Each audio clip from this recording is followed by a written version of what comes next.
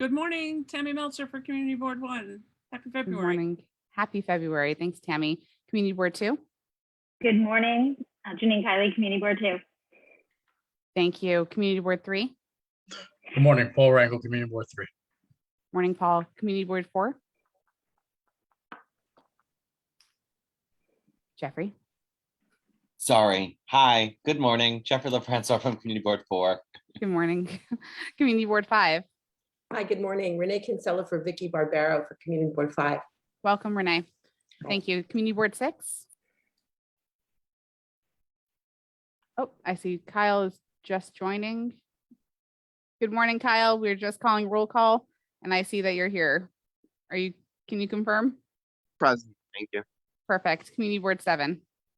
Morning, Stephen Brown, Chair, present. Hi, Stephen. Thanks. Community Board 8. Russell Squire, Chair of Community Board 8 here. Great. Thanks. Community Board 9. Oh, waiting for Barry, I guess. Community Board 10. I think we're still waiting for Cecily. Community Board 11. Good morning, Xavier Santiago, Chair of Community Board 11. Good morning. And Community Board 12.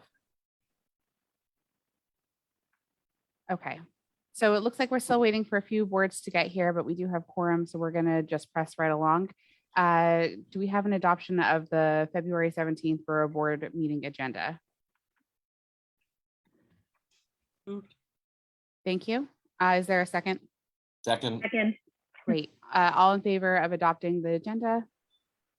Aye. Aye. Aye. Aye. Thank you. Any opposed or any abstentions? Okay, the agenda is moved. Is adopted, excuse me. Next we have the adoption of the January 20th, 2022 Borough Board meeting minutes. Do I have a motion to approve? Motion to approve. Thank you. Second. Is there, thank you. All in favor? Aye. Aye. Great. Any opposed or abstentions? Okay, the minutes have been adopted. We are just a few minutes away, I'd say about 10 or so minutes away from having our borough president join us, as well as our featured speaker coming from the governor's office. So if you don't mind, I would like to just hold off on those two items and move on while we wait for our speakers to come. But before we get to the chair reports, I wanted to just give a short update from our office. This is unfortunately the last meeting that we will be seeing our beloved April Adams and Isabel Abreu at. Both of them are taking phenomenal opportunities that frankly I am just only slightly jealous of. Although we will miss them dearly, I cannot not take a moment at Borough Board to thank them just publicly for all the work that they've done. Isabel is a truly, if you don't know her, a truly gifted artist, an incredible advocate, and somebody who has just worked tirelessly holding down the fort for 3 different boards of ours, which is just unheard of and amazing. And April has frankly been holding everybody's hand in this office, getting them set up. She is the institutional soul of our office and has really helped us with everything from appointment process to borough board meetings to borough service cabinet meetings and 25,000 other things that we're going to miss her very much on. So I just wanted to say that we're very sorry to see them both go. We're excited for them. And I know that this won't be the last time we see or hear from either of them. But truly, I have had a really wonderful start of my tenure at the Borough President's office, mostly because of April and Isabel, as well as the rest of the CAU team here. So I just wanted to thank them for their service. With that, the only other thing I'll mention is that we do have our community board application process is quickly, the deadline is quickly coming up. March 1st is our deadline. We are still looking at getting more applications in. I'm going to say in general, across the board, we need more. Particularly, we've heard a lot from CB3, CB6, and CB11 those areas are particularly low. So we want to make sure that we're pushing there, but in every district. If you have any community-based organization that you know of or any other group that you're interacting with, I really ask that you also share the application with them. We are on social media. We are in local news outlets. We are doing press events with this. You've probably seen our ads on Link NYC towers throughout the borough. We're doing everything we can to really push this out, but every little bit helps. So those are the only two real updates I have there. Just to make sure that we don't have any, I guess that's really it. April, since you have been our deputy for so long, do you have anything else that you'd like to add? No, I appreciate all the kind words.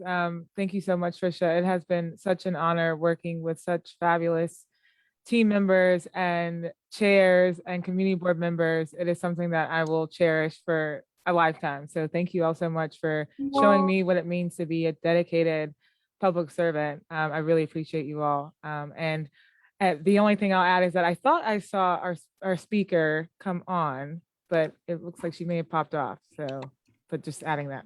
So Naisha, if she is on, just let us know. Thanks, April.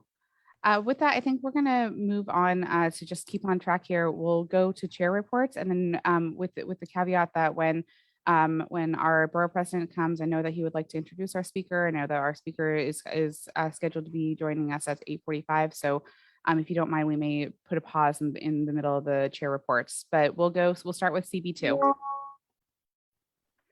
Good morning. Happy. Sorry, Janine, and I'm so sorry to I forgive me. One other thing that I mentioned, we found that I've talked to most of the chairs at this point, and we found that mostly this kind of 3-minute rule for speaking was both we got positive reviews from it, but one of the things that we know that last time we kind of missed was any sort of cross dialogue that you wanted to have. So I would just trying not to be too strict with it, but we'll try to move this along. But if there is any sort of kind of follow up that you'd like to have, I really do encourage it, and we won't have any sort of time limit on any sort of cross follow up, just because we know that that's something that we don't want to lose in the borough board. So forgive me, Janine, and thank you. Good morning, Janine Kiley, Community Board 2. In terms of cross follow up, at this point, looks like we'll be returning to hybrid meetings on March 16th. So I think it would be helpful for all the community boards to get together and sort of share best practices and how we do that, not for today. In terms of Cb2 local issues, right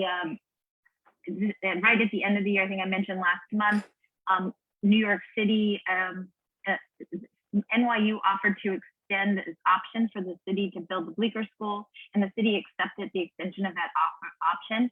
Meanwhile, where the school is going to be is a grocery store, and I hate to pit a grocery store against a future school. So we're continuing to work with elected officials and community leaders to push NYU to find a solution for that.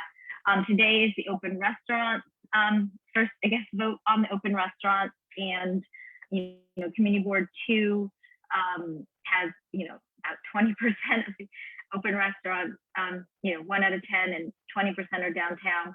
And we are hoping there's some changes. It seems like a lot of work's going to happen in the future.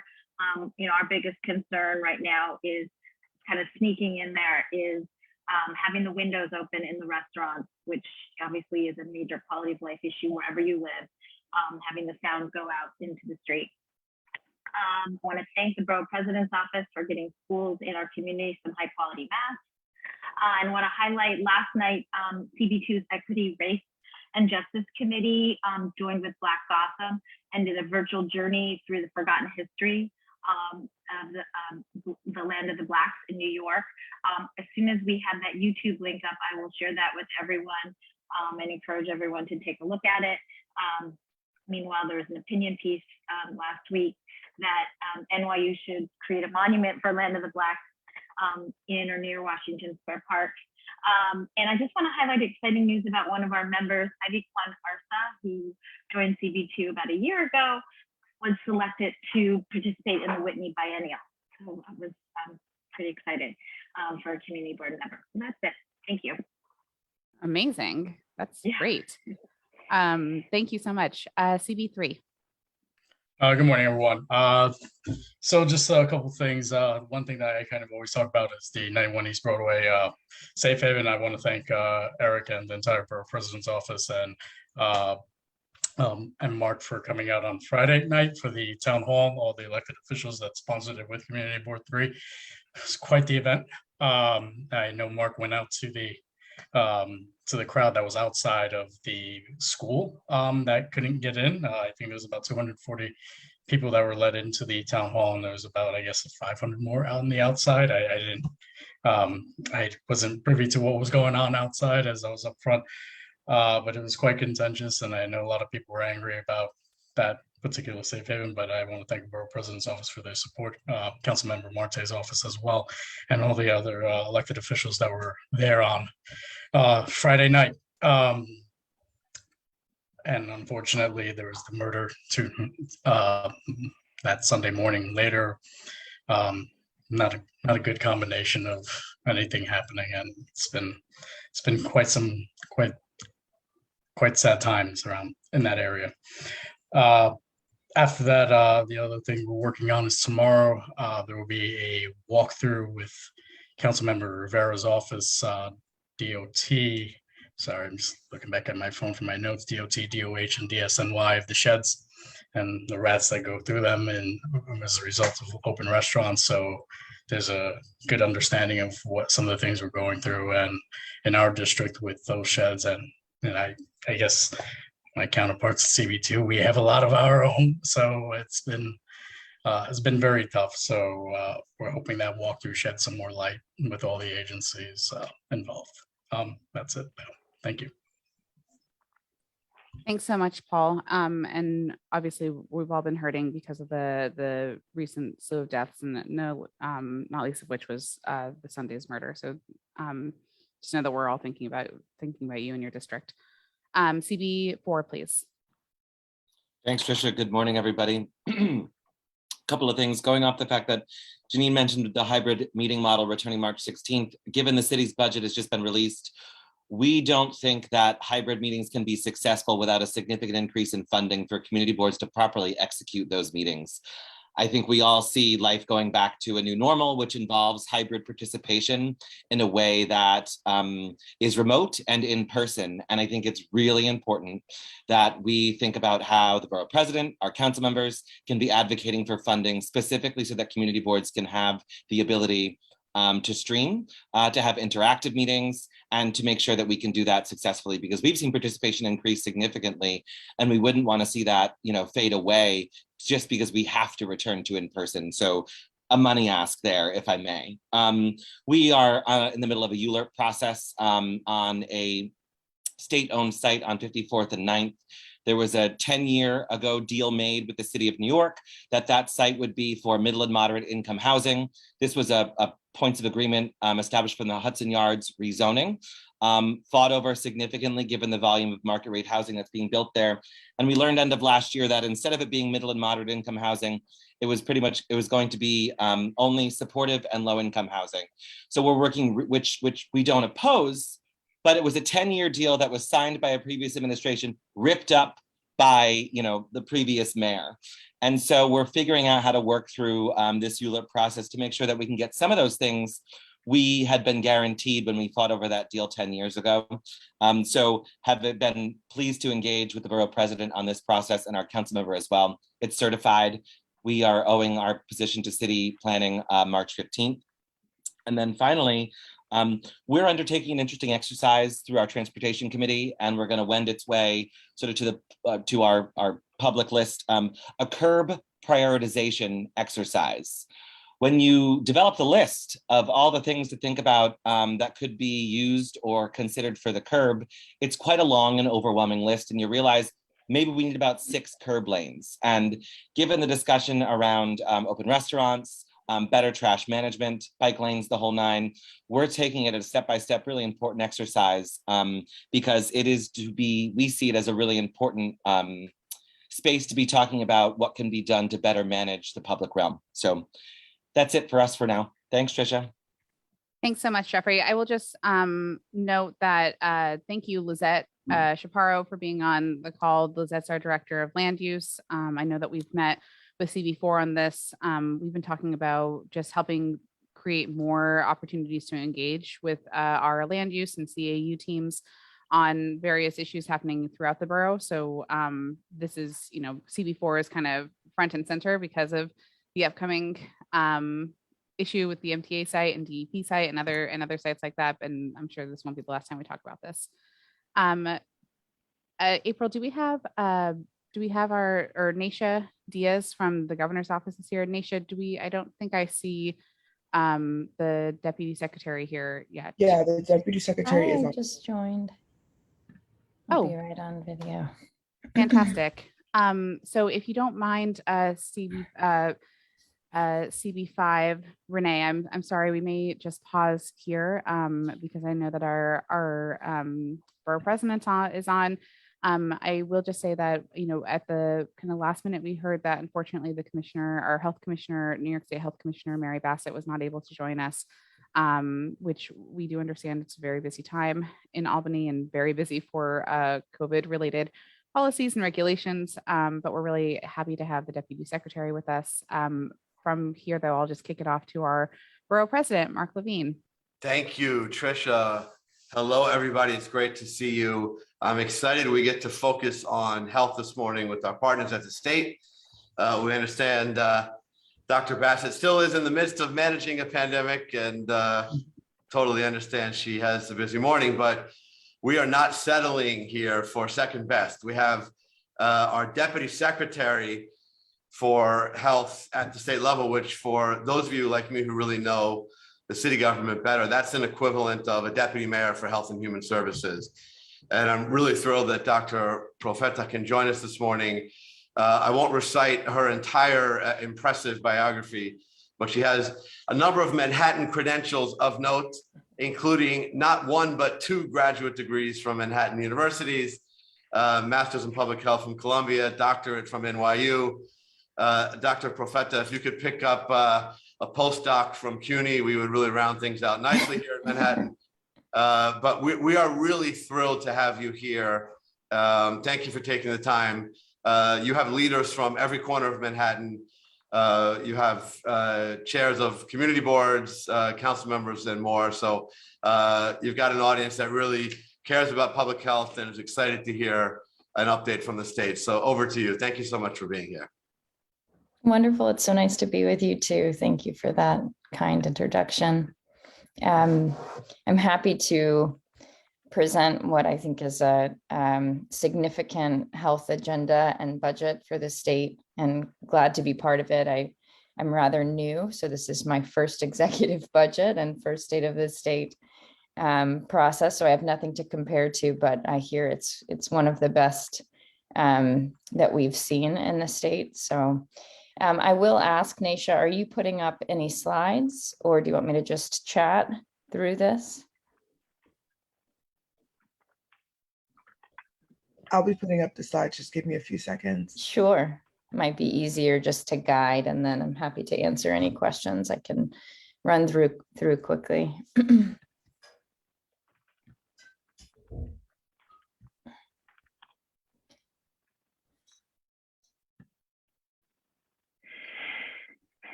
Sorry, I have to grant access on Zoom. I'm having issues with my Mac. Yes, all panelists are able to share.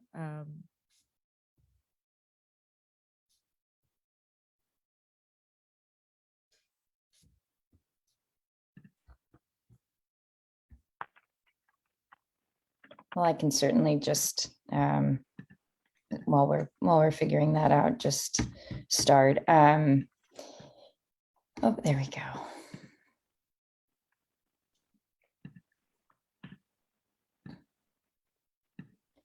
So obviously we've been dealing with, as many of you know, a pretty significant healthcare worker shortage that has been exacerbated by the pandemic, and most especially this year, just a significant decrease in our healthcare workforce. And we've been working across the state to deal with capacity issues even before the Omicron variant, and particularly beds upstate in both hospitals and nursing homes. And with what we've experienced and what we know about just these trends that existed really before the pandemic began, the governor made a significant commitment to the foundation of anything we want to do in healthcare, which is to our workforce. We know that it needs to grow more than what we're seeing currently, and even more than what we were seeing in 2018-19 in order to meet the healthcare demands over the coming years. And so the governor has set a goal to grow the workforce by 20% over the next 5 years. And then we've, I think some of these slides, Angela, I'm gonna fix that's it. I it. don't know That's what's going on okay. with It doesn't, the it's no problem anyway. The point is that we need to grow it, and we've committed both programmatically and funding to be able to do so. And we have a set of initiatives to try to help meet that goal. To start, I think we wanted to immediately acknowledge all the work that the healthcare workforce has done and is doing right away. And so the governor made more than $4 billion available to support wages and bonuses for healthcare workers. I think you could go to the next. Let's go to the next. Maybe you can keep going. We'll just stop on this slide. Yeah, that one exactly. So of this it's a minimum $10 billion multi-year investment in healthcare, but $4 billion of that will support wages and bonuses right away. There will be for anyone who has worked at a healthcare employer across the state for more than 6 months, they will immediately access half of the bonus that is available to them, and then another 6 months they will access the other half. So $3,000 bonus payments to full-time workers making less than $100,000 a year is what was put forward so far. And we hope that brings in more workers and also retains those that we have. Additionally, we've increased the Medicaid fee-for-service budget by 1% and are directing facilities to use those dollars to increase wages for low-wage workers, and that will particularly impact, we hope, fields like home health. And actually, if you don't mind just staying on that other slide, that would be great. Yeah, there you go. In addition to just dollars to wages and bonuses, we've set forward many programs in the workforce budget and state of the state, including increasing training capacity at medical institutions. So funding facilities to train more students that would cover administration, compensation for receptors and staff, the development of teaching techniques. We are relieving student financial burdens to encourage them to work in certain high demand occupations in healthcare. So we will provide free tuition and instruction costs and stipends to make up for loss of income while in school, which we know is a barrier to these populations who want to enter into this field. We are increasing education opportunities and recruiting clinicians to work in underserved areas, and particularly rural and upstate areas where we know we need more people. And so that would be through several programs with our SUNY schools, doctors across New York, and then we're creating a nurses across New York program to mimic doctors across New York, which basically provides loan forgiveness for doctors and then now nurses to work in these areas.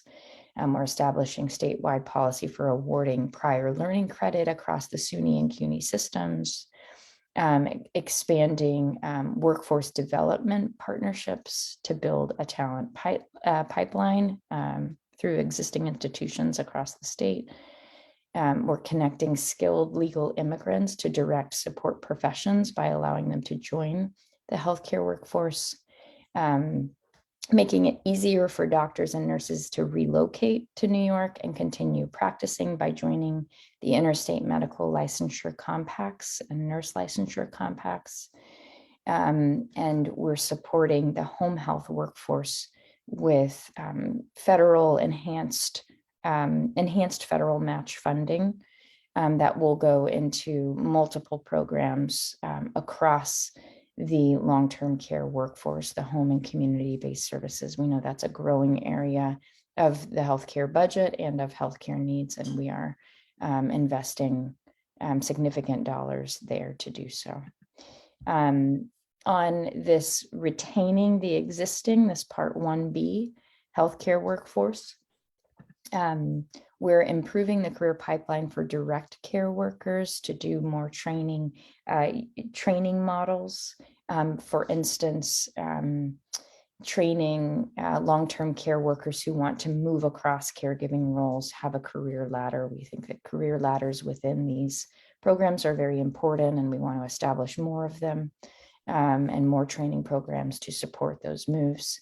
We're improving the EMS system through regulatory changes and scope of practice expansions for emergency medical technicians. We are reforming rules. We've learned a lot about scope of practice and flexibility through the pandemic and through various executive orders, and we want to make those permanent. And so we've put forward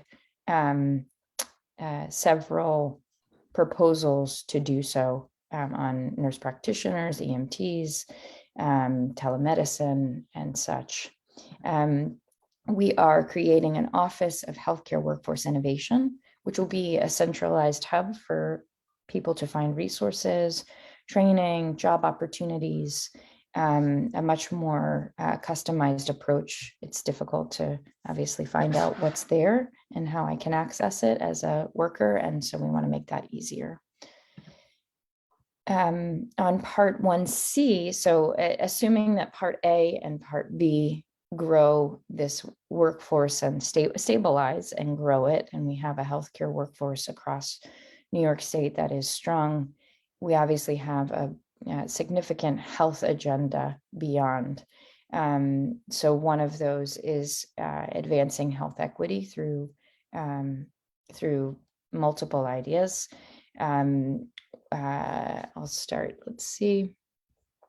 So we have proposals around digital innovation. We've learned a lot, additionally in the pandemic, on where technology can assist on access to care.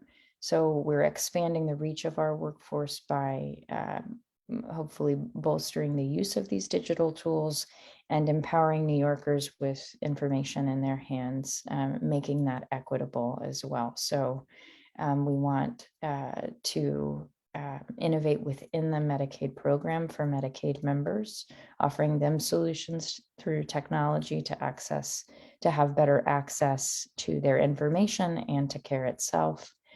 We are putting forward telehealth regulations to ensure that there is parity across the market, across Medicaid, Medicare, and commercial, and where appropriate, that physicians are able to provide these services and be paid for these services that are valuable to New Yorkers.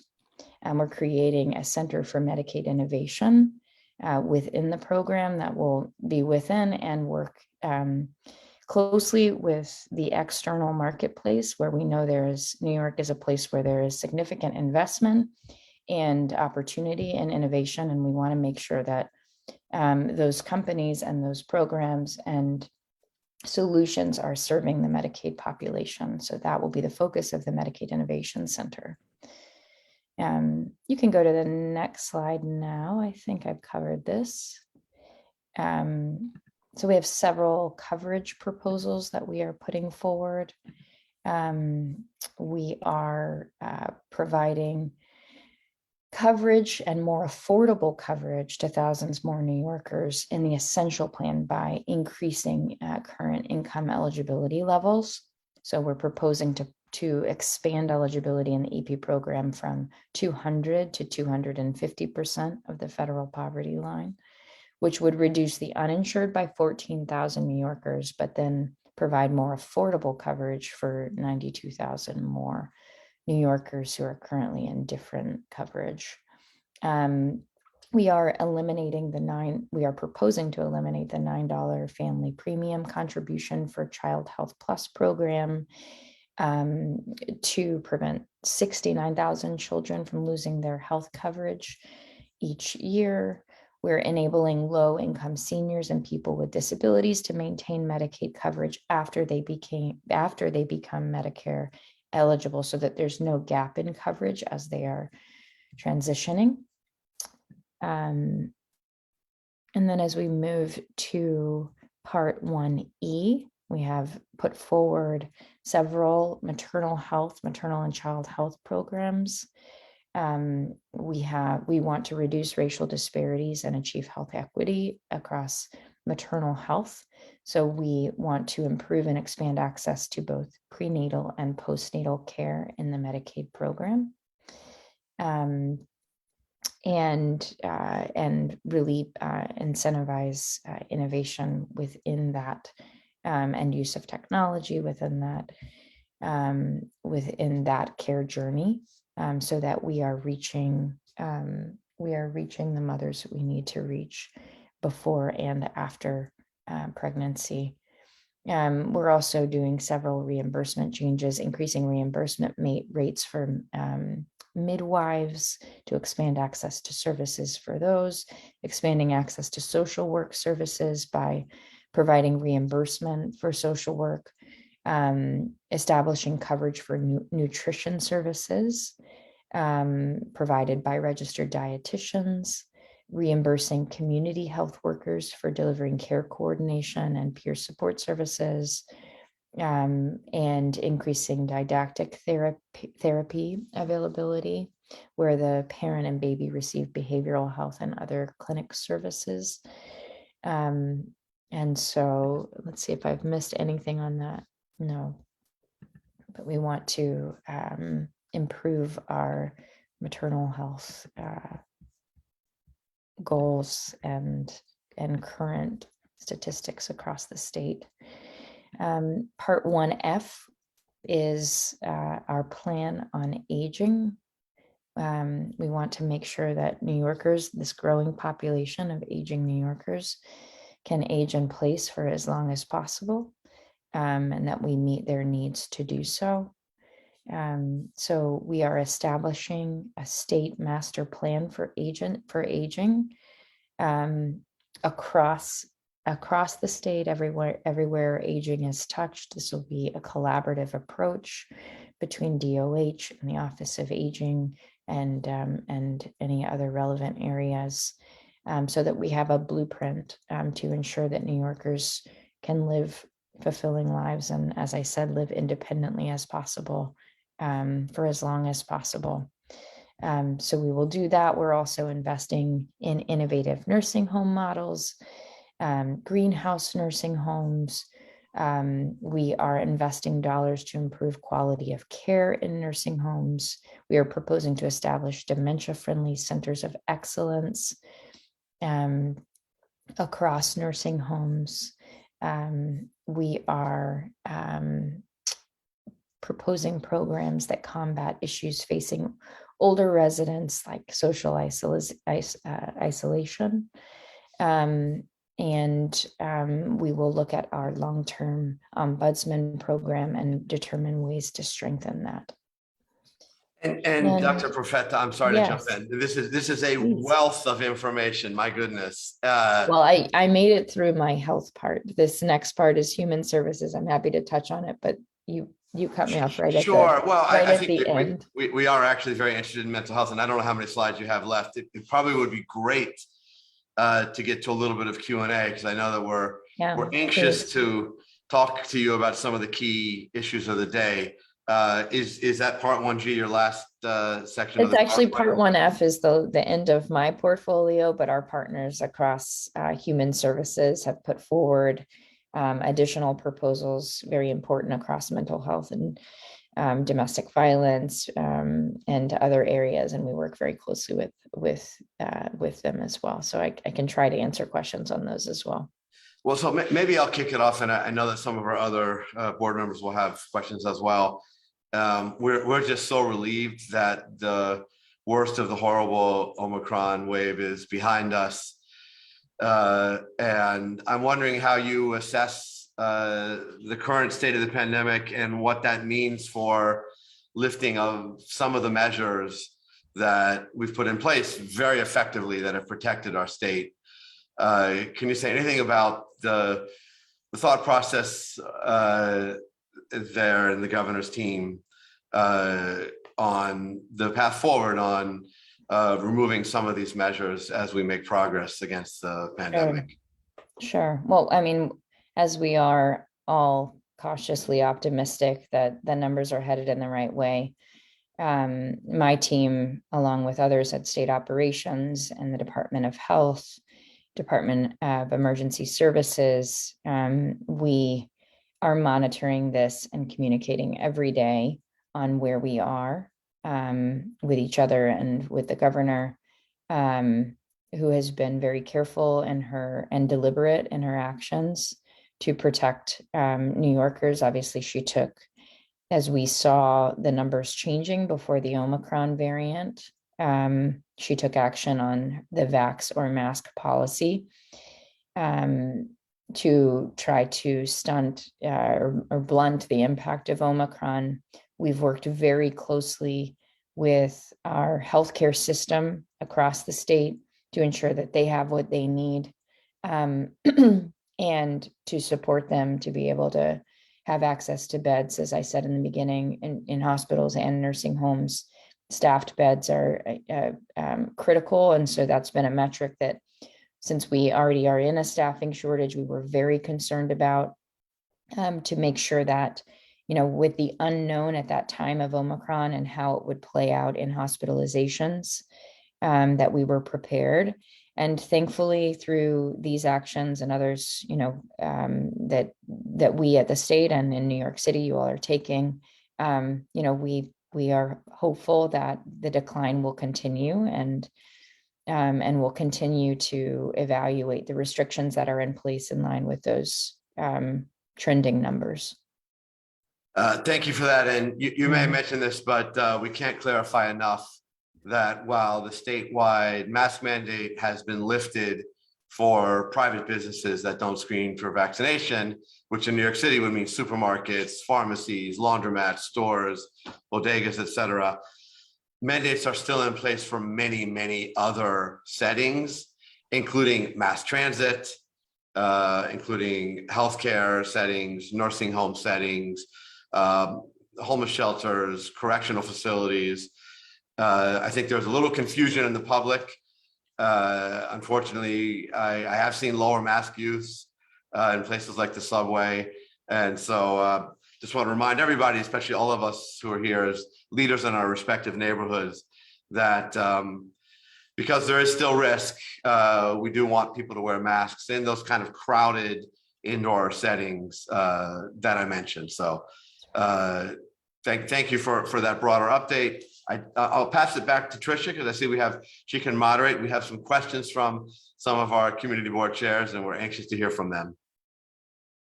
Great, thanks so much. I think that, forgive me, I think I see Barry Weinberg was first. from CB9. Thanks, Tricia. And thank you so much, Dr. Profeta, for such an informative overview of what was included in State of the State and the budget. And, you know, I just want to thank your office and the governor's administration for continuing to lead the pandemic recovery across the nation here in New York.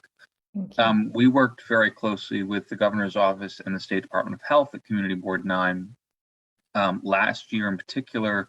When the vaccines were being rolled out and many of the sites were city run, we did not have any in West Harlem, and we were able to work with the governor's office to set up sites in some of our local churches, including Common Avenue Baptist Church, in partnership with Columbia on 125th Street, to really reach areas that were not being served by vaccines.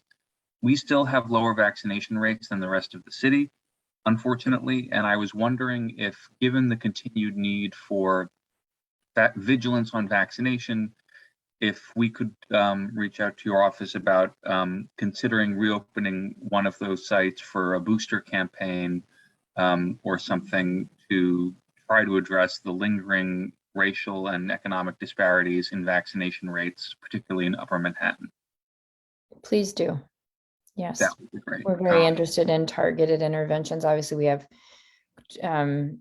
tremendous progress on the adult population, good progress on 12 to 17, a lot more to do on children. And we do know that there's a lot of variation. And so please do reach out. Thank you. And this, if I can have leave to just ask a second question, Tricia, the Upper Manhattan in particular, not just West Harlem, CB9, but including the other boards, has frequently been an incredible clustering site for substance abuse treatment facilities, particularly methadone clinics in the past.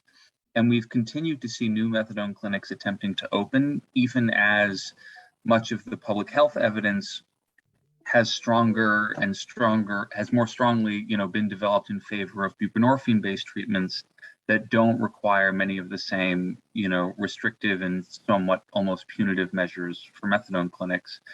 And does the governor's, you mentioned this additional funding for substance abuse, is there money or an initiative in that to try to widen the availability of buprenorphine-based opioid treatment for communities of color, given that it has historically been very much a segregated type of treatment, depending on, if you are low income or a person of color, you're frequently shunted toward methadone, versus if you are suburban or white, you are frequently given access to buprenorphine-based treatment. I'm going to ask for you, if you don't mind, sending a note to me, and I will find out exactly what's in that budget. That's not my portfolio, so I don't want to speak out of turn. I think I know the answer, but I would rather answer you correctly once I get the numbers. Understood and appreciated, and thank you so much again, Dr. Profeta. Dr. Profeta, just a follow-up question to that, how would you prefer CB9 or anybody else to reach out to you with questions? We are happy to, we're happy to assist with that however possible. Okay, whatever you think is best, Tricia. Naisha can share my email, and we can go from there. Okay, that would be great. Thank you so much. You can also just send me all the questions and I'll forward it to the Deputy Secretary. Perfect. Okay, great. So Barry, I'll if you want to follow up afterwards, we can make sure that you get connected with Naisha. I think the next question comes from CB7, Stephen Brown. Thank you. I wanted to ask in a little bit of a different direction, and that was your last part, which was mental health. I know that the Manhattan Borough President has put mental health as one of their priorities, in which was shared, I think it was last month or the month before. And we too at CB7, just look at mental health as being a priority, and we think it affects both public safety and quality of life, many things. And we're actually our HHS is doing a meeting on it this month. So I think the question I have is, if I can be candid, I think we every year or so we hear these generalisms of mental health is going to be important and we're going to invest in it, but I never really understand or see the investment. So I was wondering if you could share some specific things that you will be doing different this year that can make an impact, because I believe that is an area that is not invested properly, that was de-invested many years ago. And I think that if we can make a real impact on the mentally, on that area, I think that it really can have a deep impact.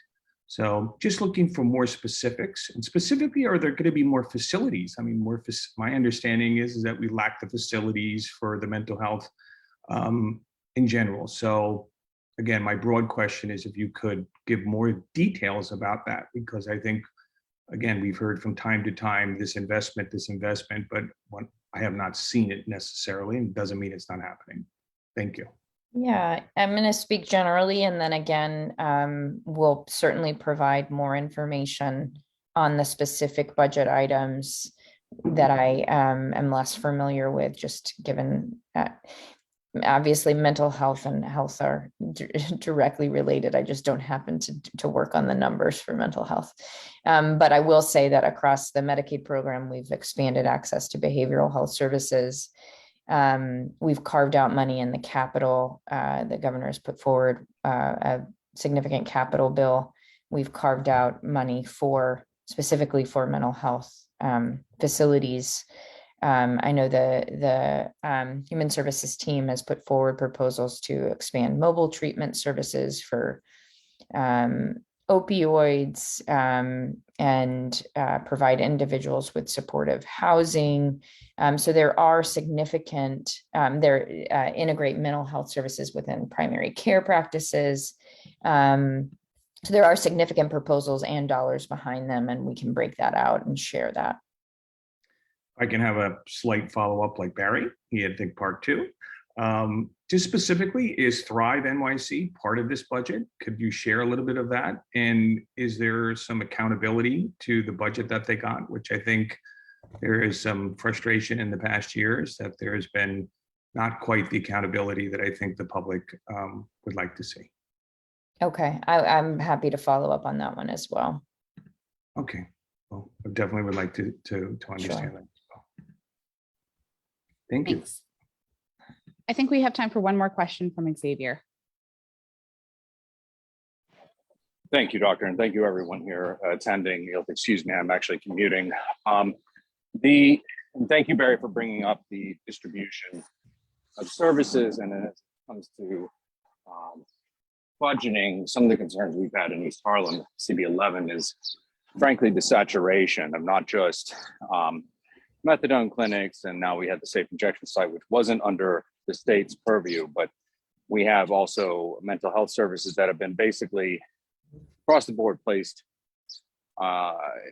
majority in our community, and many of the people seeking services, at least close to 50%, don't reside in or near the community. And so there are a lot of concerns on how we prioritize and look at an equitable distribution of services for all of New Yorkers. And case in point, some of those services are being utilized by people who reside out in Long Island, so nowhere near the service area. So I wanted to see, and we can have this conversation offline, and how you would partner with your counterparts in Oasis to get the more equitable share for the entirety of the city, and not just concentrating within our CB11 area. Got it. Well, that's very important, and I'm happy to take that offline and coordinate across the agencies. Thank you. I think I see just Janine, did you have a question? Yes, I have a quick question because it's probably too late for a follow-up.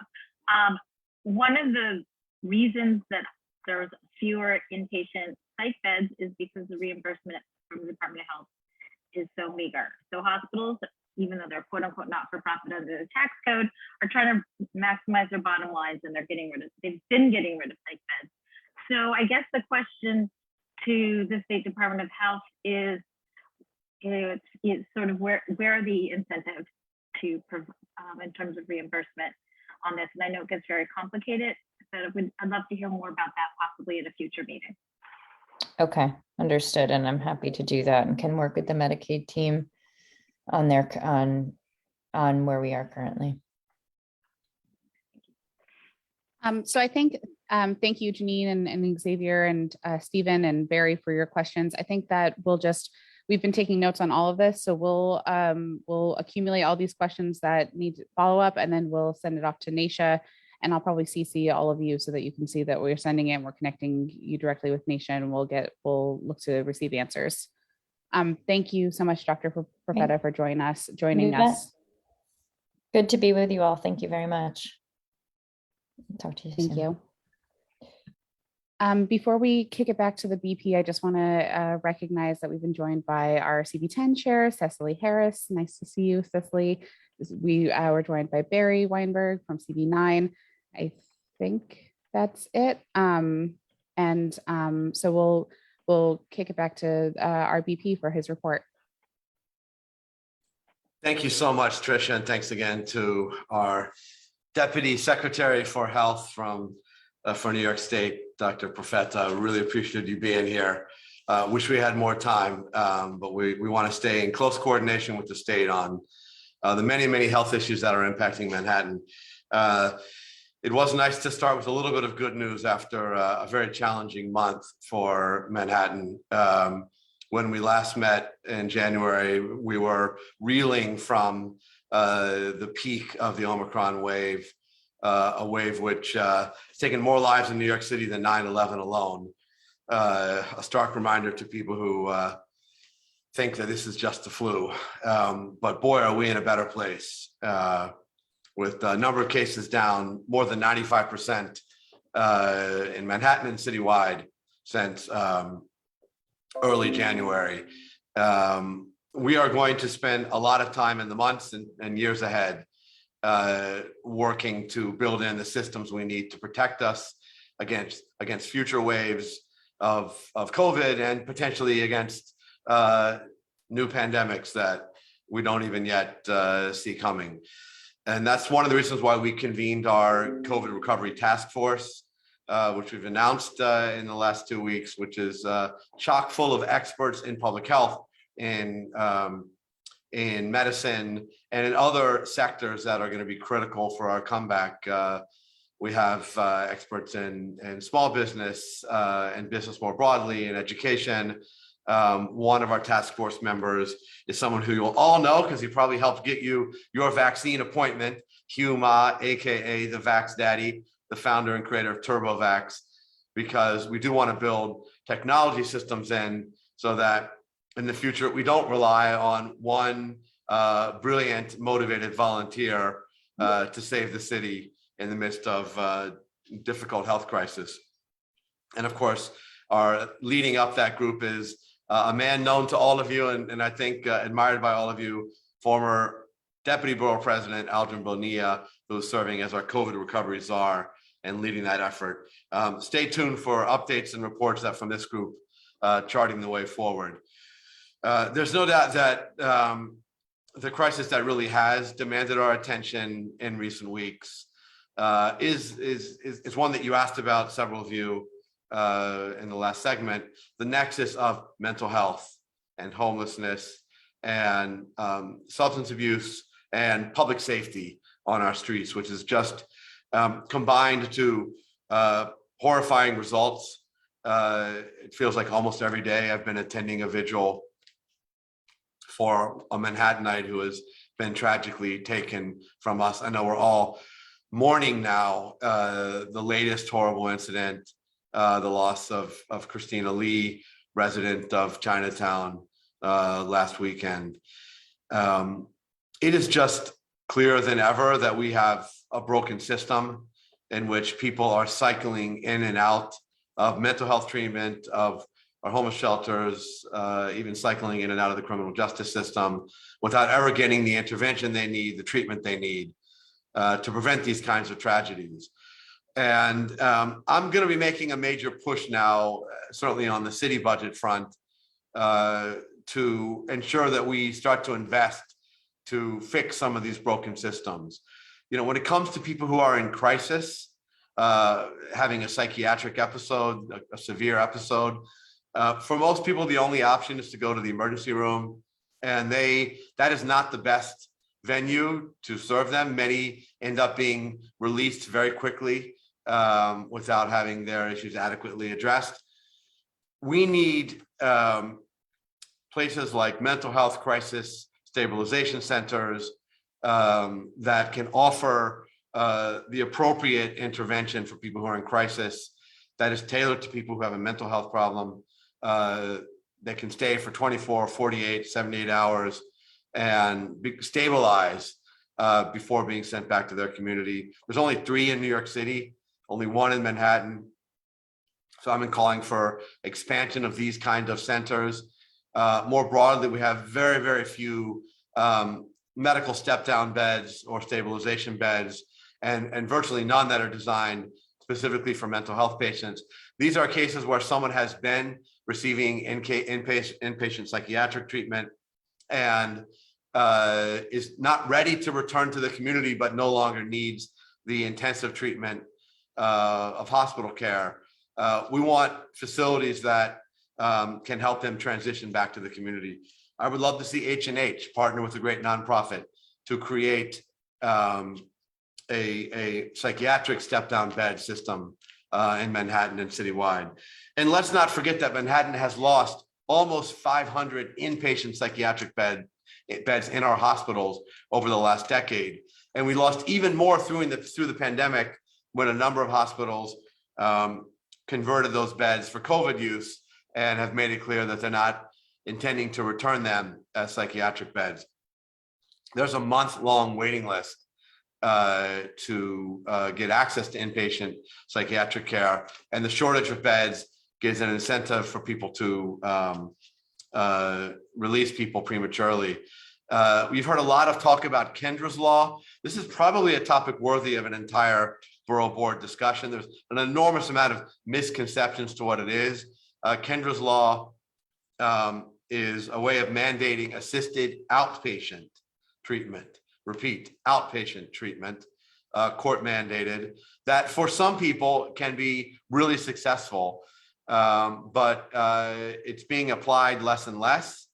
It's partly because it's really only the hospital-based providers that can mandate, they call it AOT, assisted outpatient treatment, not a community-based mental health provider. And those are also often the providers who know the patients best, who understand the needs best. There are problems from end to end in our mental health system. And the bottom line is we have to invest now to help people who are vulnerable on the street get off the street into shelter, into housing, into treatment that they need to stabilize their lives so that they're no longer a threat to themselves, to the community, and so they can live a healthy life. This is going to be a major focus of mine in the days ahead, and I know you all share this interest. We have taken time to look a little farther afield beyond our immediate challenges that I've just mentioned, and I'm so thrilled to have partnered with 4 of my borough president colleagues. All 5 of us have come together, yes, even Vito Fasella from Staten Island, to call for the city to plant 1 million more trees, because we really view trees, street trees and other trees. Big applause from Jeffrey LeFrancois. Thank you, sir. We have called for a return to this important investment because trees are so much more than just pretty landscapes. They are a way to combat climate change through their absorption of CO2. They help protect us against extreme weather by absorbing storm runoff in heavy rain events, and also by cooling neighborhoods in times of extreme heat. This has been documented. They have other benefits as well. It's wonderful to have a little shade on a sunny day. They create good green jobs. And so we want to make sure that young people are brought into this work to learn about horticulture. There's a growing employment base, and young people should be getting those jobs. We have called for a city, state, and potentially federal partnership to make this happen. We believe that there are about 200 to 250,000 places on our streets where street trees could and should be planted, including thousands of empty street pits in each of your community boards, and that there is room for about 500,000 trees in our natural areas. Some of them are in Manhattan, like in Wood Hill Park. The natural areas are largely outside of Manhattan. And then there's the parks proper, where we estimate that there's room for about 150,000 street trees. And then finally, to get to 1 million, we want to see trees planted on NYCHA campuses, on rooftops, on MTA properties, on private property as well. So it's really going to be a very broad effort. And we've already gotten support from the new chair of the City Council Health Committee, Shekhar Krishnan, and a whole network of CBOs and advocates. And we're starting discussions now with the administration. I would really love to hear from all of you about your thoughts on this and where you think trees need to be planted in your community board. I also want to emphasize that we have called for greater investment in the care, the maintenance, the stewardship of existing street trees. And we have endorsed the campaign to make our city's Parks Department receive 1% share of the city budget. Right now, it's only at about 0.6%. For comparison's sake, back in the 60s and 70s, we devoted 1.5% of our city's budget to the Parks Department. So calling for 1% is restoring something closer to the historic standard. Mayor Eric Adams, as a candidate, called for the 1% for parks, supported that policy, and we're hoping that now he'll implement it as mayor. But we are mindful of the need not just to plant more trees, but to do more to care for those trees which are already in our city. Finally, I know that we started out today with a robust discussion on the question of in-person versus hybrid versus virtual meetings for the community board, and that we're staring down a deadline. I think it's March 16th is the expiration of the current executive order. This board, of course, passed a resolution calling for a hybrid option. I understand that there were and are dissenting voices on that. We hear you. We believe that there should be options for boards, so that some boards may opt, not every board will opt for the same format.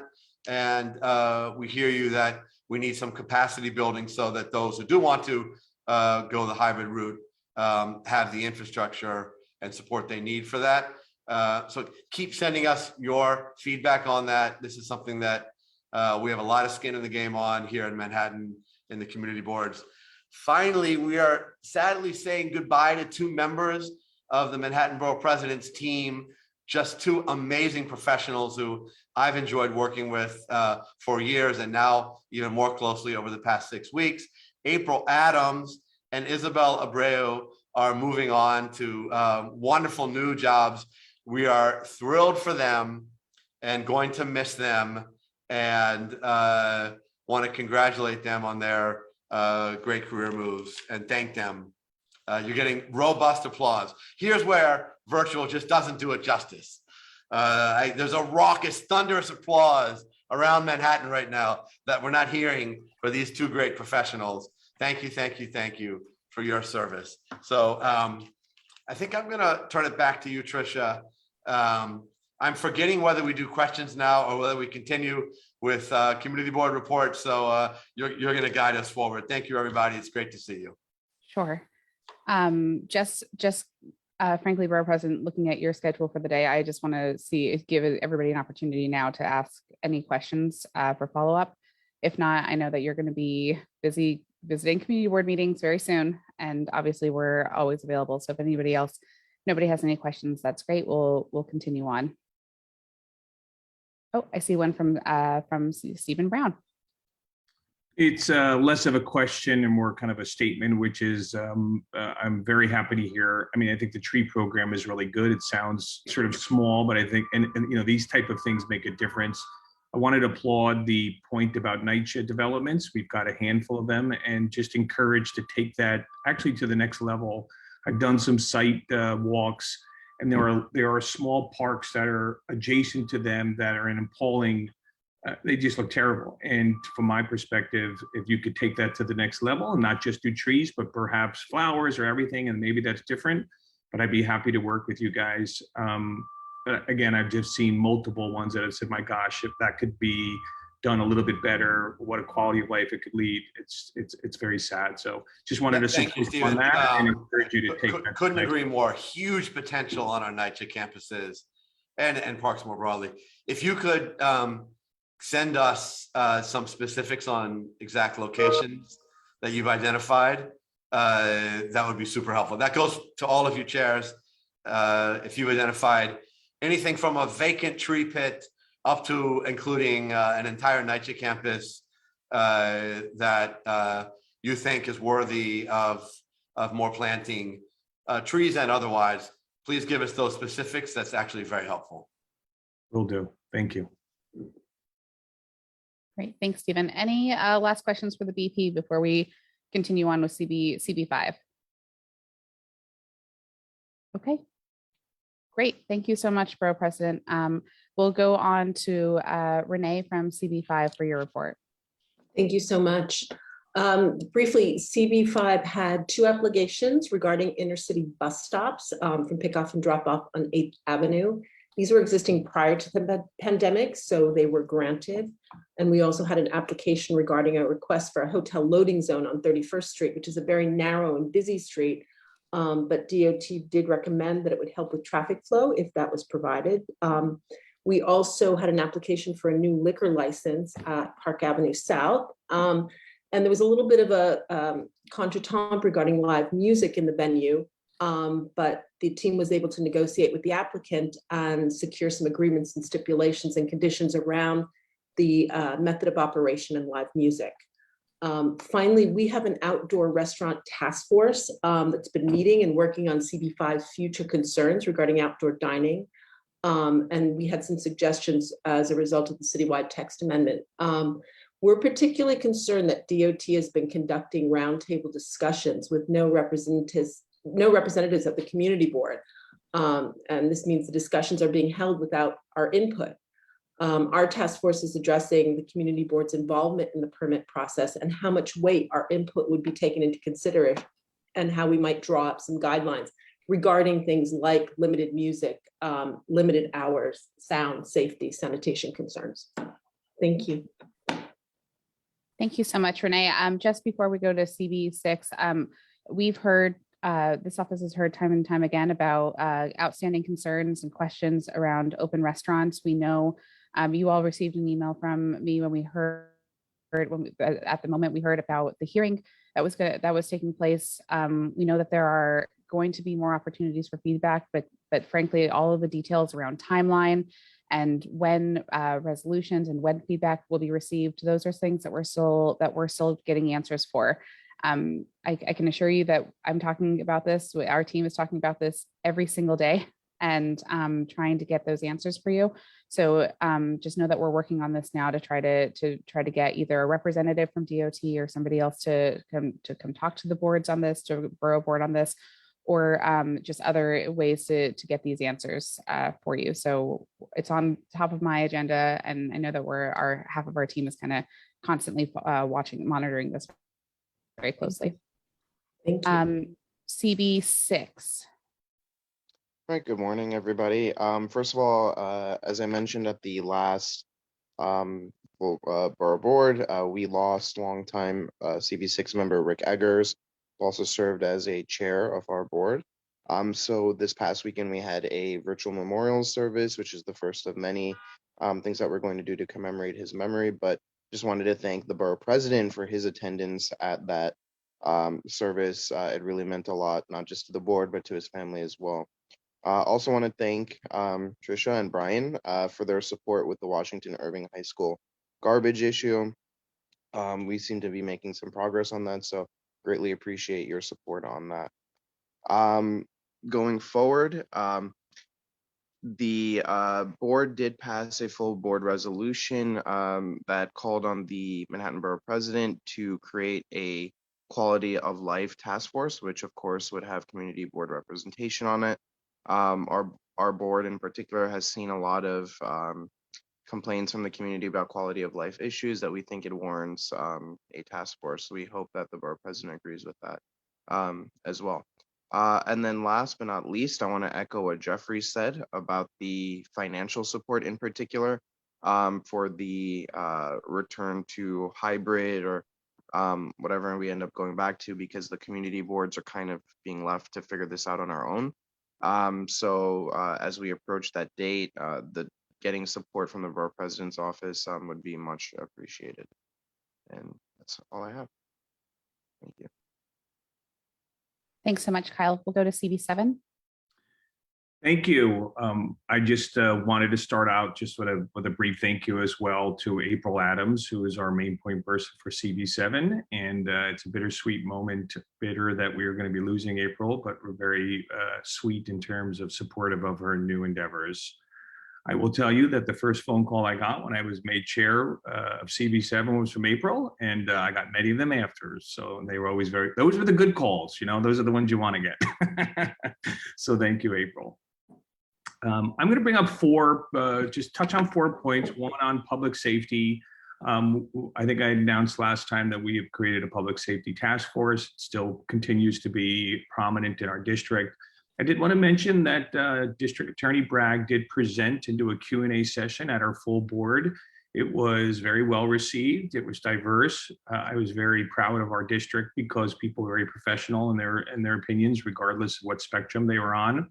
And I also want to just give him a lot of a shout out or whatever we want to say. But he stayed for 1 hour and 20 minutes. So I think we had him for 30 minutes, and he stayed and answered every single question, which I found personally very impressive. So I wanted to thank him and his team for that. A couple of just notes. Our housing committee is going to have a presentation from the Fortune Society. The Fortune Society has identified 258 West 97th Street as a place that they're going to be, I think, taking over. For those who don't know what the Fortune Society is, it basically focuses on the reentry for the incarcerated. So we'll start that process. And we look forward to that. I think I mentioned earlier in one of my questions, our HHS with its Health and Human Resources is doing a meeting specifically around mental health and well-being. They're gonna have a diverse group of speakers, and I greatly look forward to that. And then on this more detailed part, our Parks and Environment Committee had a specific resolution regarding the Bull Moose Dog Run at Theodore Roosevelt Park, which is very, very popular. And it puts some restrictions on it. But we think that'll be for the better of the community. But that specific dog run is extremely popular. So it actually had a lot of people come out for it. And that's my report. Thank you. Thanks so much, Stephen. We'll go to CB8. Thank you. So we had our full board meeting last night. We had our Health, Seniors, and Social Services Committee had done a number of meetings on the New York Health Act, including meetings with Assemblymember Dick Gottfried. And so last night, our full board passed a resolution in support of the goals of that act. We also passed a resolution in support of a redesign of one of our local parks, Rupert Park, which is mainly of local interest, but I just share the story with you because I think it's an example of community boards working well. We had originally, so Rupert Park was going to be redesigned. We had heard and Trisha's familiar with this because she used to lead that committee. But we had Parks come to our Parks and Waterfront Committee with a design for the redesign, a proposal, and people mostly liked it, but there was a lot of feedback from the committee and the community that we wanted a dog run to be incorporated into it. And so Parks took that feedback back with them. They came back to the committee with a new proposal that included a dog run, and that was more popular. And so we ultimately approved that, and it was approved by our full board last night. So to me, that's an example of community boards really working well and being a way for the community to provide input in a way that actually yields results for people in a very positive way. So we were very happy about that. And then the last thing I'll say is just thank you very much and goodbye to April and Isabel. It's been great working with you guys. So thank you so much for all you do. And I just want to say Isabel in particular is was the rep for CB8, so we worked very closely with her over the years. So thank you so much, and I wish you both well in your next endeavors. Thank you. Thanks so much, Russell. We'll go to Barry Weinberg from CB9. All right, we had a very busy month and at a time when our district manager was out on medical leave and we were down to one staff member. So it was quite the crunch time at CB9, but the Morningside rezoning, which is being proposed by a community-led group and is supported and has been called for by Board 9 for many years, is going to its EAS through the City Council Land Use Division. We're very excited about that. We're hoping to have it pass the council in a not too long amount of time. And we are also convening a working group for the Manhattanville houses, which is being put through Pact Rad. NYCHA lied and said that they had the resident support and engagement. The residents insisted that no, they did not. And so I want to thank our borough president, Mark Levine, and our other elected officials, including Councilmember Abreu, for already signing on and sending out a letter to Gregory Russ, urging them to pause this process while we get real resident engagement. Like everyone else, we've been grappling with shootings in our neighborhood, including a shooting at a memorial service in Manhattanville houses. So that has been difficult, especially because it was youth involved. And it was the off-duty police officer who was shot, not fatally, thank goodness. We're continuing to try to push to get more of our youth services engaged and reaching out to youth, in addition to working with the district attorney's office and the NYPD in addressing some of the flood of guns onto the streets. We will be voting tonight on a letter of support for renaming the plaza at 135th and St. Nicholas Avenue in St. Louis Park to the Florence Mills Plaza. She was a really revolutionary figure in the dance and singing scenes in the Harlem Renaissance. And we were very happy to have had this go through community process. We're trying to get the word out about HDFCs, which are limited income co-ops, about the homeowner assistance fund that the state has put forward. And that's going to be crucial to helping these co-ops continue to provide affordable home ownership opportunities. On the state level, Riverbank State Park is going to receive some major capital improvements. That's a really welcome news for us. It's, been a little worse for the wear over the years. And I also want to thank the borough president and Councilmember Abreu for their letter to the governor about the need for an elevator at 125th Street on the 1 train. There are no accessible stops north of 96th Street until I think 200s on that train.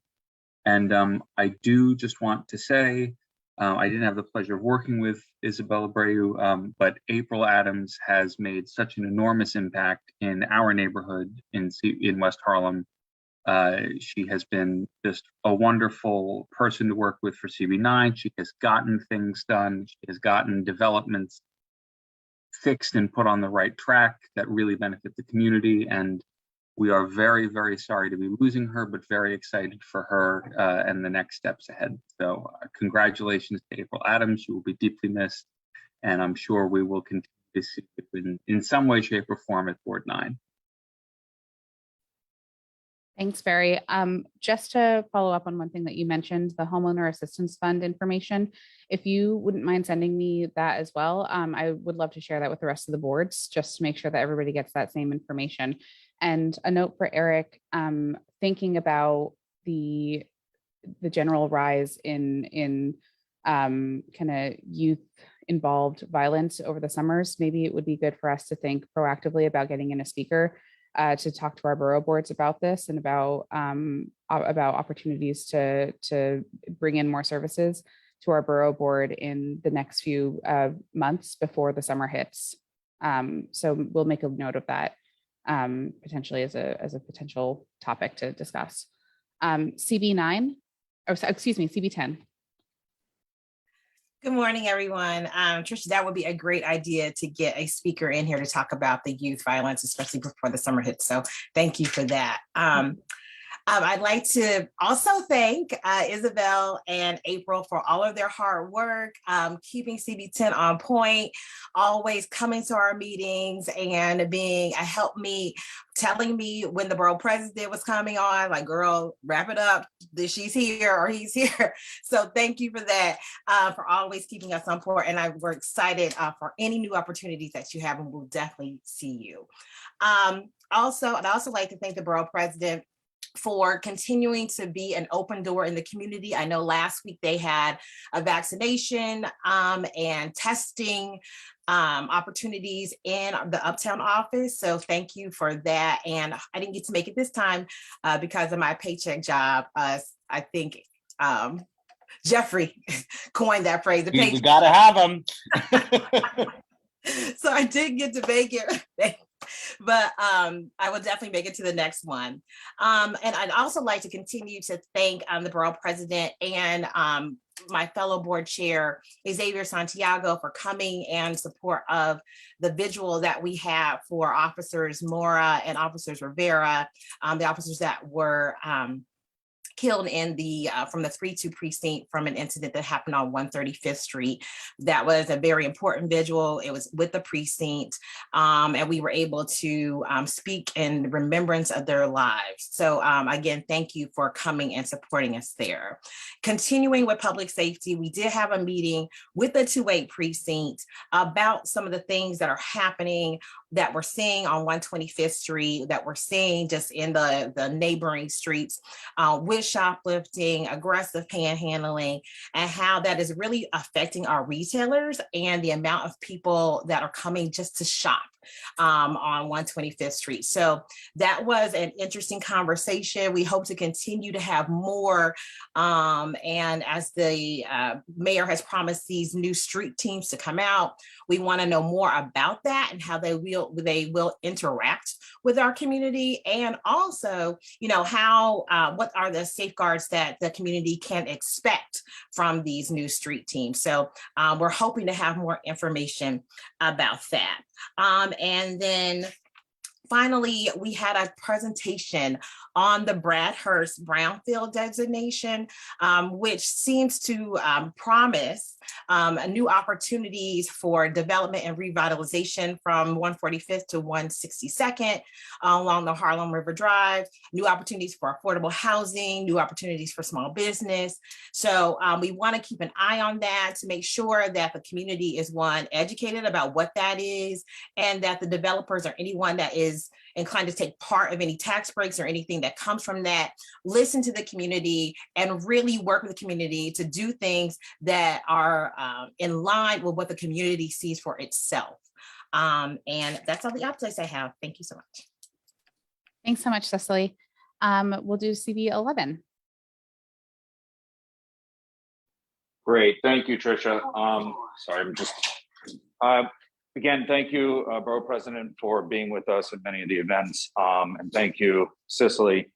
I wish we could gather for more felicitous reasons. Now, Detective Mora was from East Harlem, and I attended that vigil as well.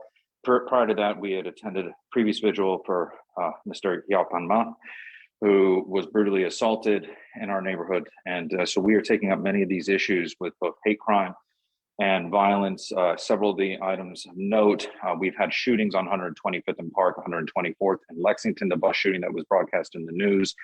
That particular issue, as was reported out at the 25th precinct, was a dealer-on-dealer shooting. A lot of these are connected to drugs, and we will be renewing in March our call for a moratorium of any new or additional services to the community, because we are seeing an uptick in not only needles being discarded throughout the neighborhood despite having the safe injection site. We're seeing an uptick in aggressiveness from not just dealers, but users and cutting out their turf. There was also a shooting on 103rd and 3rd of a member of the Washington Houses. We've also been dealing with how we're going to address not just the mental health issues, but also to how gun violence is affecting our community. It seems to be disproportionately impacting Community Board 11 as well as the Uptown boards. The other thing I was glad to hear presented with Metropolitan, we've had juvenile psychiatric beds that are completely removed, and that people are having to, if they're going to be in for inpatient services or admitted, get distributed to one of two locations in the city, which makes it very difficult to deal with for the parents. And then on a final note, we have coming up, we have our executive committee tonight and full board on Tuesday. And I just want to give it a moment to honor one of our longtime board members who we lost, Amy Quiros Petrucci. We are sorting out a way to best honor her service to our community board and the community at large. That is it for my report at this time. Thank you, and everyone, please stay safe. Oh, one last thing. I'm very much excited to be working together with Cicely, Barry, and Eleazar. We are having a meeting this Saturday to coordinate and on a multitude of issues for Northern Manhattan. So thank you, everyone, fellow chairs, for being involved. Stay safe. Thanks so much, Xavier. And obviously let us know if there's anything that the VP's office can do to support whatever comes out of the meeting with the other uptown chairs. Would love to be involved however possible. I don't think I see Eleazar on the call. If anybody is from CB12, please let me know. Otherwise, we'll go to Tammy Meltzer from CB1.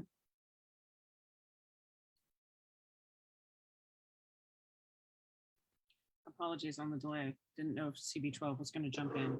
Okay, first and foremost, thank you to April and thank you to Isabel. April has always been a warm, welcoming face and voice and extraordinarily helpful when I came on board as well. So thank you. It's big shoes to fill, but I'm sure you'll be great. I want to also thank the borough president for showing up for a meeting that we had at Murray Bergstrom with the Smith houses in terms of the Brooklyn Bridge, Manhattan, and finding outdoor space available for the youth, speaking of the youth needs, and reclaiming some of the Brooklyn Bridge, Manhattan space that was open parkland immediately adjacent to the school for a building that doesn't have windows to allow over 1,500 kids some outdoor space to be associated with the school. So work on that, and the support of the borough president is integral to attempting to get that done.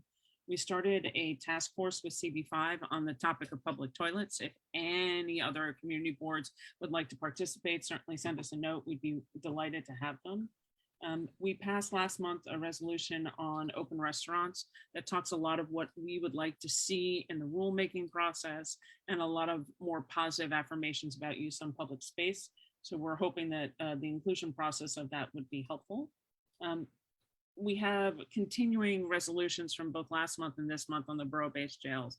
There is a real concern in our neighborhood on the effects, not only in the Chinatown community and the surrounding Civic Center and Tribeca, about the environmental aspects and the transportation, but there are many problems here in terms of the pacing.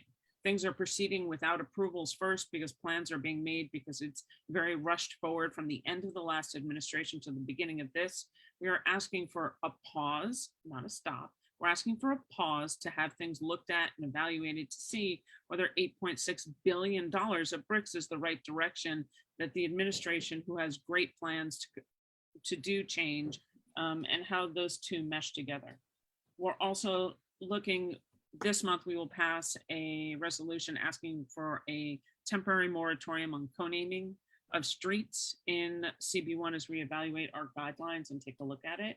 And then we had an interesting presentation with EDC about all of the resiliency issues.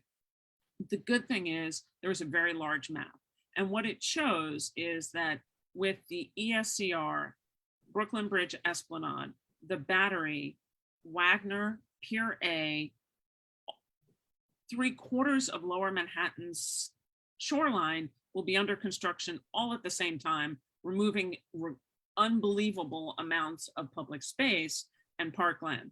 And when the conversation came up about staging, we were really a little bit concerned because the note from EDC had been, well, you know, Governor's Island, we have more transportation there. But frankly, if you're going to lunch in Lower Manhattan or anywhere, you're not going to get on a ferry to take your lunch to Governor's Island to return. There's just not the time and bandwidth for that.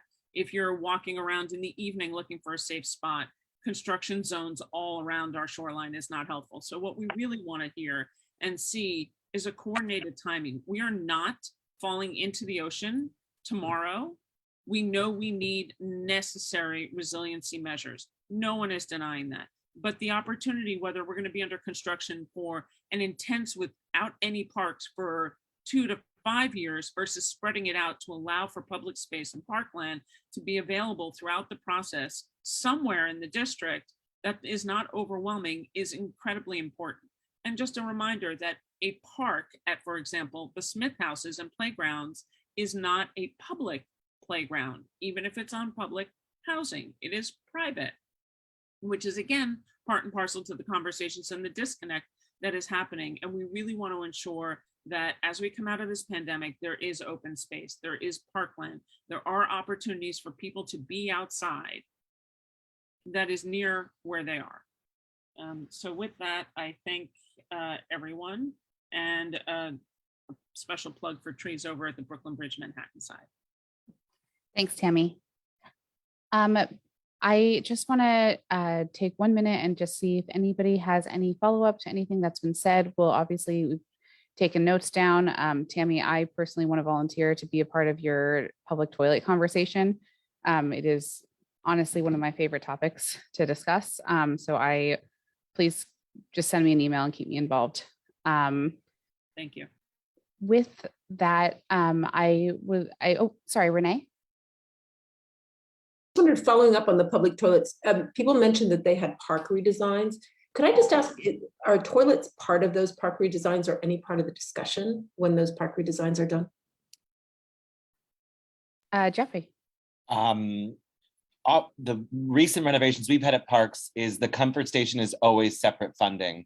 So we had a small park that had a playground, whole redo on 45th Street, but the comfort station was untouched and it was a separate multi-million-dollar project, unfortunately. So if there's a way to wedge them together, I'd strongly encourage it, but Parks always says comfort stations cost more than anything, and that's why they run separate from playground reconstruction or field work. And I'm going to tag to Jeffrey. We just went through a massive change for the Battery, adding a beautiful new playground. And we have been working for almost a dozen years with City Council because the bathrooms were not included. So we're still in the process of trying to fundraise on that and get that particular part of the park done. It's particularly strange to me because it's right near a transportation hub with the Staten Island Ferry and other things. So you would think, but Renee, it's a great point. And then Janine, I think, wanted to add to this as well. Yes. I just wanted to add on what Barry said about sort of getting vaccines into communities where there's a lower percentage and sort of the school funding issue. One of the schools where my child attends, or Tammy's also does, has a pretty high vaccine rate. They had 2 in-school vaccination events, and I got a call 2 days ago that the school's going to get a check for $5,300. So you have a combination of parents willing to bring their kids into school, people at the school helping them to fill out this form, the PTA knowing to sign up for the school for the vaccine referral bonus program. And I just think that's really something that's important. It'd be great to get out to schools throughout the city where they want to get more kids vaccinated, because it does bring money to the school.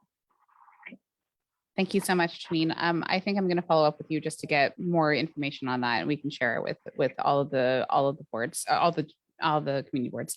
Thank you so much. Moving on, I think I don't know how many actual elected officials. I see we have one very well-known elected official here with us, our council member Gail Brewer. If she's available, we'd love to have her speak.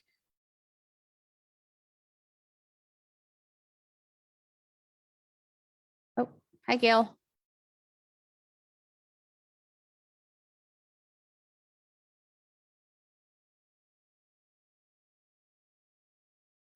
Thank you. All right, a couple of things. One is the open restaurants, which you may have discussed earlier because I've been in and out. Just so you know, the vote today, because people are very confused, is basically to continue the discussion. There's no vote on the actual substance of open restaurants. So I want to make that very, very clear because it's been confusing. We're going to send out to our people who called this information, but I just want to be sure everybody understands that. Number 2, obviously, we will be all working on the budget. I do find that there's concern about a cut to organics collection, which is something that I feel very strongly about, but I haven't had a chance to go through the entire budget, but I will. But that is one flag. Today, we're also interviewing 2 commissioners, Department of Investigation and Law Department. I've had a chance to meet them over Zoom, so I look forward to it in a few minutes. And I'm on the Rules Committee to ask questions. In terms of oversight and investigations, we're going to work with the Economic Development Committee. And on March 4th, we're going to have a discussion about workforce. There are 21 agencies that have aspects of workforce in their portfolio. So that's something to consider and hopefully be more streamlined. Locally, we're still working on dark stores. We have not gotten a full answer from the administration, but it's obviously City Planning Commission, Department of Buildings, agriculture on the state level, et cetera. And there are a lot of them on the Upper West Side and a lot of them in Manhattan. So if you have any questions, let us know. We're certainly focused on it. And I know the administration is because they tell me, but we haven't got an answer. I do not think they're legal. We're also going to walk the vacant stores and figure out why they're vacant. Try to get some help from the community for doing that. And we'll certainly do the same thing as we walk along and tell you where all the trees are that need the empty tree pits. Obviously, we're all working on PB and trying to figure out which would be the best 5 to have funded. But I can tell you, we'll fund as much as we can, no matter what. On our website, you'll see the deadlines for expense and capital. They're a little bit later than the borough president, but they do need to be applied to. I know that there's a lot of discussion about West 97th Street. I'm glad that Ward 7 mentioned that. Thank you, Steve Brown. And I know that people will come to the hearing at Ward 7. I have to say, generally, I'm supportive. There are residents in the building, and they will be staying forever and ever. So I want to make that clear also. There are, I believe, 15 residents currently in the building. They will stay. They are rent stabilized. And I have to say, what we hope is that Fortune will give tours of their other facility, which I know well. It's where Board 9 meets. And our district office is open 5 or 6 days a week, and you're certainly welcome. We can't have people in it, but we can answer all questions, and we've been doing it by the multitude. Thank you very much. Thank you so much, Councilmember. I just want to, I think that that's the only other elected official here, but I do want to just give a shout out to Councilmember Abreu, Councilmember Menon, and Councilmember Rivera's office for being a part of today's meeting as well. Before we adjourn, I have just a couple more notes. I wanted to ask our Director of Events to join us for a moment to share about an upcoming Black History Month event that we have going on in the district that we'd love to invite everybody to attend. Marielle de la Cruz. Hi, good morning, everyone. This has been a great meeting. I've been a little bit in and out. And thank you so much to Isabel and April. I know they've both been very, very helpful for me in this new role. Just wanted to invite you all and also invite you all to share with your boards and any email blast that you have. We're having a Black History Month event on the 23rd, which is next week, Wednesday. We're going to stream it live, but we're also going to have an in-person event for those that feel comfortable. It's going to be at the Malcolm X and Dr. Betty Shabazz Memorial and Educational Center. So that's around 166th Street in Broadway. What I will do is put everything in the chat so you all have it. We're going to be honoring 5 leaders from different communities across the borough. So Claude Winfield, I know that is a community board member, Dr. Robert Fullylove, Patricia Moore, which is another community board member, Coach Dave Crenshaw, and Ms. Deborah Levine. And I know for some of you all, these folks are very familiar names, but we wanted to make sure that we honored folks in different scopes of the Manhattan community. And we're also going to end we're going to have a performance, and then we're also going to end the event by having a discussion on the impacts of COVID in communities of color, as well as talking going forward, and what are we going to do as a community to ensure that we have better health outcomes. So I know that's a lot in one program, but we're just excited to kind of get the ball rolling. And I just, like I said, we would love to see folks there. And if you could send it in your email blast, that would also be super helpful for us. Does anyone have any questions? No? Oh, all right, awesome. Thanks, Marielle. We'll send Thank it out. you. We'll send it out to all the boards as soon as we get done here. I'm so sorry I missed Councilmember Botcher. If he is here or if there's a rep here, I just wanted to flag that he's also been in our meeting. Last call there. Okay, we'll wait for a moment. One other item that I wanted to talk about, just with a little bit more detail, the borough president had mentioned to everybody that the executive order allowing for hybrid meetings would be going to March 16th. We know that for some boards, that means that you will be able to hold your meetings on Zoom if you've been doing so, assuming that you've been doing so for the last several last years. But for other boards who are meeting at the end of the month, that does mean that right now, as I've probably called you or have been calling you, you should be thinking about what that means to go back in person. We know that this brings up a lot of questions and that venues may be hard. I hear Cb6 saying that they need more support. So I wanted to just reiterate that we are here to help you. We are in conversations with Corp Counsel. Adele, I think, I'm surprised I don't see a phone on her ear right now because she's been working on this forever. We're trying to get answers to the questions that you've been asking us in terms of venues and finding locations. Assuming that this is not going to be extended any further, please just keep our office informed. If there's anything that we can do to support you, we obviously will be here and we'll be doing everything we can to do so. So just keep us posted. Any sort of, and I know for CB7 and others that are meeting at the kind of earlier side of the month, for February, this is something that also for the other boards. So we'll be in contact with you to talk about what this really means and how we can help. Yeah, Tammy. So I think one of the things that goes back to how we started this meeting, which was about community board budgets.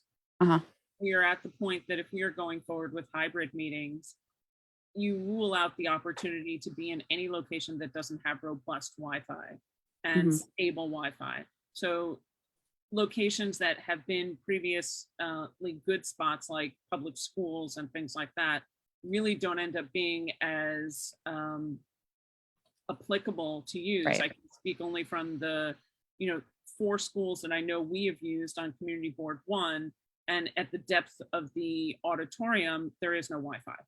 It just doesn't seem to function. So that rules out a whole plethora of moderate to low cost to free locations, and then puts you into going to locations that have more robust Wi-Fi, that have the ability to provide a stable environment to support community engagement and transparency, which comes at a cost. And so I put that back to the borough president's office with grace and gratitude to say, can you please help us with that? Because budget.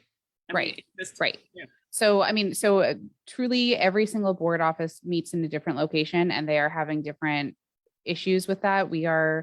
It's going to be just as we have kind of slowly been meeting with every single board to talk about appointments, we will be slowly working with every single board to help figure out the solutions. I just started having conversations this week with boards about where they normally meet, whether or not those locations are actually viable moving forward, if this makes sense, if there are other opportunities. So trust that this is something I'm well familiar with some of the limitations of these venues, and also the fact that all this comes at a cost. So unfortunately, I don't have right now any sort of like hard and true numbers of what can be done with budget.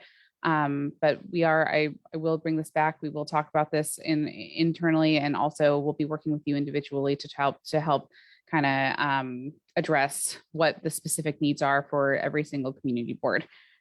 Truly, it is amazing to see where all of our 12 boards have been meeting, and there's just not a lot of similarities. But because of the venues are so different. We have boards that meet in hospitals, boards that meet in schools, boards that meet at college, universities, boards that meet in senior centers, boards that meet in residential buildings. It's really going to take just kind of one-on-one working with every board. So expect a call from me soon. is my long and short answer. Thank you, Tricia. Yeah. Unless there's anything else, is there a motion to close? So moved. Great, Second. Second. great. All in favor? Bye. Aye. Aye. Thank you. And thank you guys so much. You guys have a great month. Stay safe. Bye, everybody. Bye. Bye. Bye.